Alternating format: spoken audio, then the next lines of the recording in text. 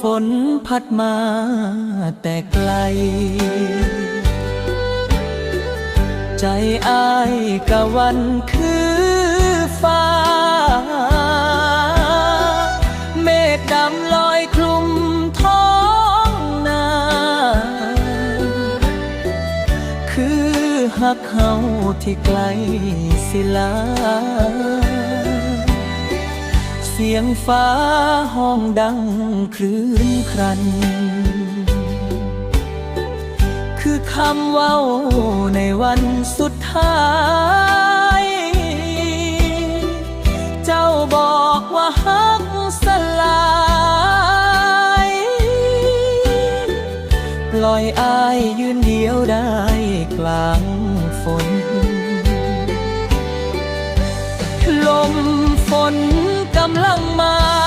ฟ้ากะห้องน้ำใจอ้ายน้ำตาไหลปนสายฝนเจ้าหนีไปใส่บ่หันหลังมาสนทิ่มคนหักไว้กลางทางลมฝนกำลังมาพัดหัวใจให้อ้างว้างเหลือแต่เงาความหลังถ้าฝนหยุดตกใด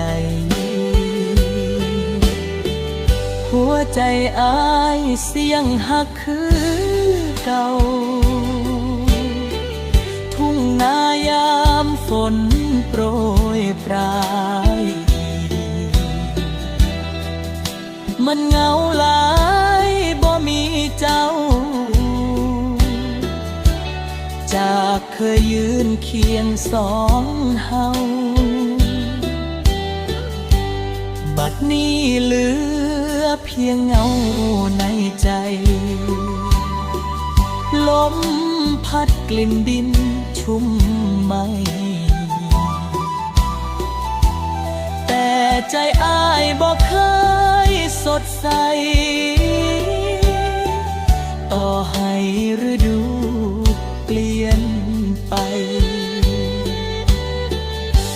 หัวใจอ้ายยังคอยเจ้าลมฝน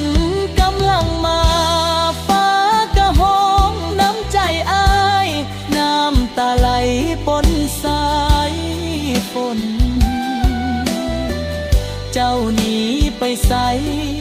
บ่หันหลังมาสนทิ่มคนหักไว้กลางทา